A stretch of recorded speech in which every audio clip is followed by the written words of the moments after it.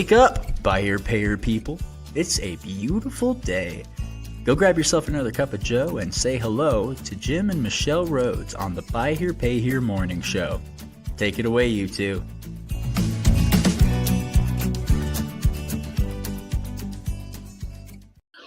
Hey, good morning, friends. Welcome. Had a little mix-up on the start time for the podcast. Accidentally set the time for I think noon Eastern, but we're live at our regular slot. Got that adjusted, and happy to be here.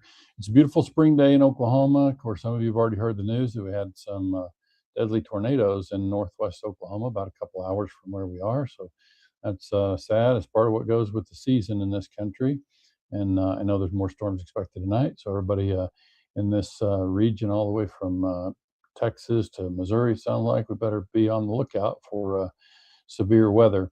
And just a couple of other thoughts to pass along. You know, our conversation for today is around data and software heavily. You know, I'm going to share some information from actual conversations inside of our peer group meetings, and of course they're anonymized by you know, we created some voiceover on the text so that those who spoke up can you know, remain anonymous. But looking forward to sharing some of that. I think it kind of ties into a lot of the work that we're doing and that others in the industry are doing, which just kind of reminds me, one quick update I can provide is had a really excellent meeting with the folks at Emotive earlier in the week. I'm happy to be working with them, and we're working on getting the White Hat Way portfolio summary report put together. They're helping to turn out the necessary data points for V8. So just a quick mention for them, and appreciate their cooperation at this point. Hope to have them on the podcast once we got the White Hat Way portfolio summary report put together. So looking forward to those conversations ongoing, and then have some meetings right behind the podcast today on our own progressions with technology and AI. So looking forward to continuing that, and have some other announcements forthcoming around some of that. But it's been really satisfying work, the AI side of what I've been doing, and I talked on a prior podcast about the work that we're doing on the data translation layer, and that is some of what my work continues as we move into producing the data from February for our V8 members. But you know, with that, I would just kind of share with you what we're going to talk about today. I've got some actual conversations teed up, as I said, and I just was inspired to bring this particular topic because our conversations in our meetings in the month of February were predominantly around, at least the richest part of the conversations were around data and then software.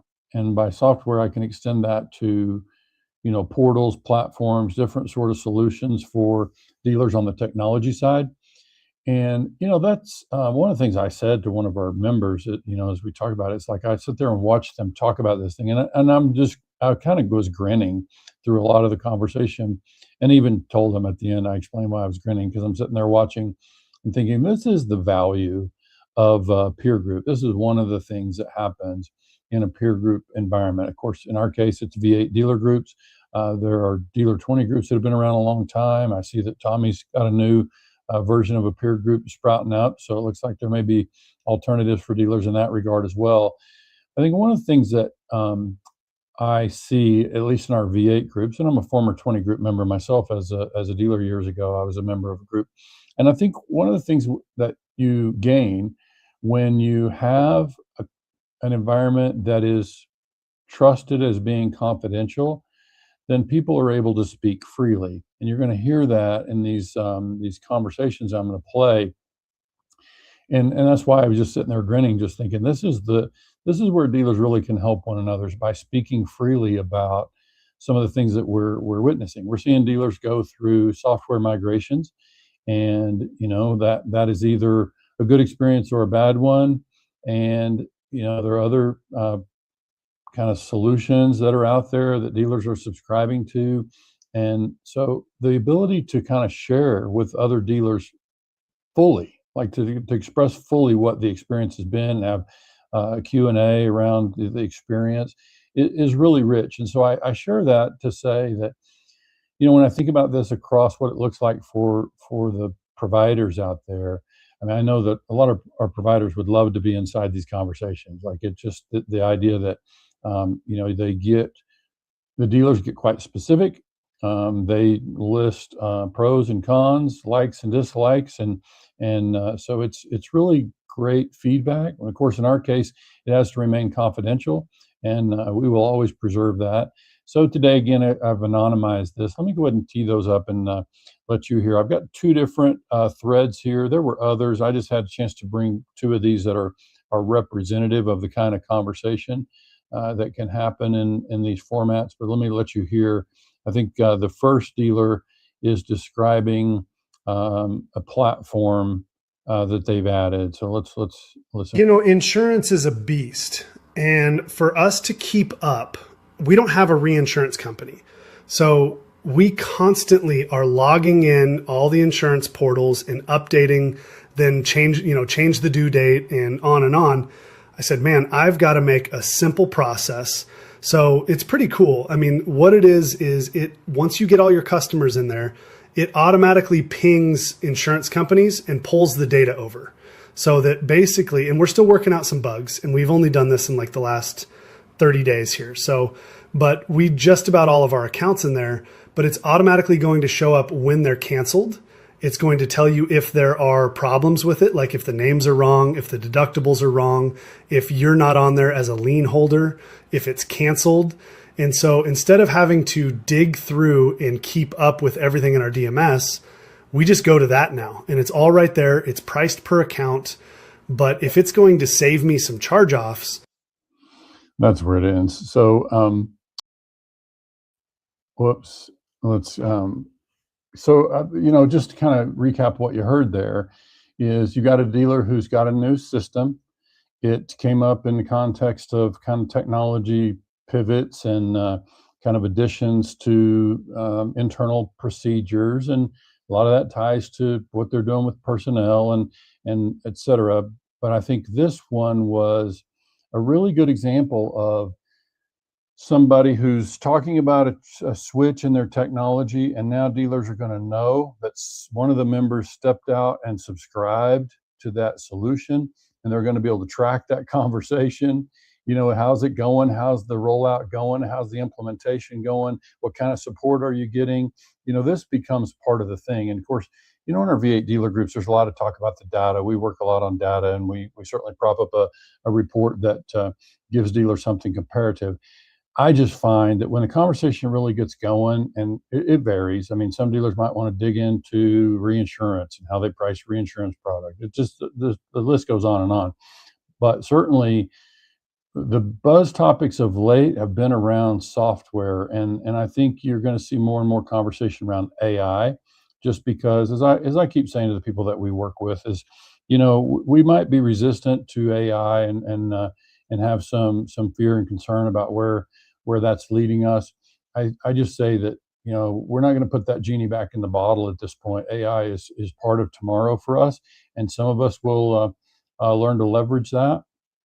And so that's part of what we're doing in our V8 community, is sharing with some of those members and what we're learning on the AI side, which is substantial, which is certainly the biggest part of where my research is, formally and informally.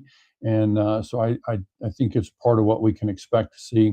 Let me continue this other conversation, which this other one was around a DMS switch, and the names have been removed. So where the dealer mentioned the names, we just put in, them or the software company, whatever you'll be able to tell. But let me let you hear that one. Yeah, I like them a lot. Yeah, it's a good product. And I mean, it's got some quirks, right? But it's so cool to be able to make a phone call and it'd be put into their work sessions, and it's resolved in 2 weeks. Like we had an issue. Like with the payment processor, we're losing 5 accounts a week. People kept shutting it off on their own. And so I said, hey, I don't want my customers to be able to shut this off. And they said, well, we don't know if that's legal. And I said, my previous processor did it, and they had it fixed in 2 weeks, and now the customer has to call to shut it off. So just to be like, going from having no support and not being able to call anybody to fix anything ever, to having somebody else stand by that can fix stuff in weeks is just huge. So obviously, waiting for the screen to shift.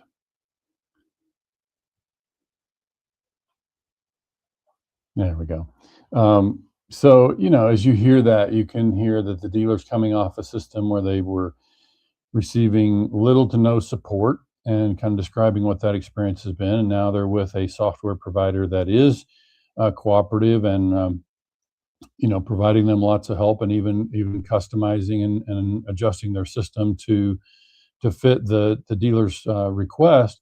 So, these are just examples of where dealers are able to speak freely about what kind of experience they're having with certain providers. And I just see the richness of it. I think, and so obviously today is not about, asking anybody to be in a V8 dealer group. We'd obviously love to have folks, but I would just say the value of being in a forum where, again, the confidentiality is there. Dealers know they can speak freely within that circle. And that's not really true on social media. On Facebook, we've had a number of dealers tell us that, and part of the reason you're starting to see in social media a lot of members chiming in with anonymous as an anonymous member. Well, there's a couple of problems with that. One of the reasons they choose to do anonymous is because if they list their profile that they're asking for information about a provider, then they tend to get inundated by the providers, the sales team from so-and-so. If you're looking to change software, you're looking to change payment processors, then people get inundated. So it's different than social media. It's there is an opportunity to be able to speak freely in those forums. And so I would just say for dealers, like just this one example, this one that you heard us talk about, the insurance platform, what dealers will be able to observe inside that circle about how that rollout works, like what kind of impact. And not only will they be able to hear from the dealer what their experience has been from a customer relations and customer support standpoint, but they'll be able to see any impact of the software. Like, did the software actually make a difference and move the needle on charge-offs, et cetera? So, there are a lot of things to measure, and we don't measure them all in a V8 composite, of course, but there will be measurable things that we can see as a result of some of these changes, and it's just part of what can happen. So for today, it was mostly about sharing what it looks like to be in a confidential environment. We would say for many of you, that's just one of the points of value. If you're going to join a peer group, we'd obviously love to have you look at a virtual peer group like we do with V8.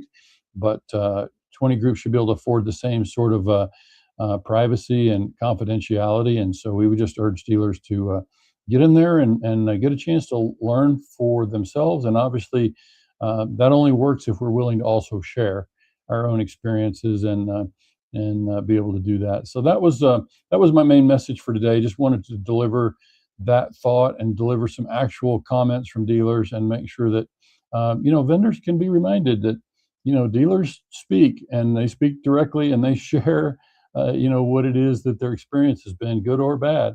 So it creates an opportunity for all of us, and I think we know that. It's just this is a chance to hear exactly kind of verbatim what they're actually saying and kind of what it looks like in those conversations. So that's really it. Let you get back to your Friday. Hopefully the tax refunds are still flowing. Everybody's busy out there doing business, and we wish you well and hope you have an enjoyable weekend.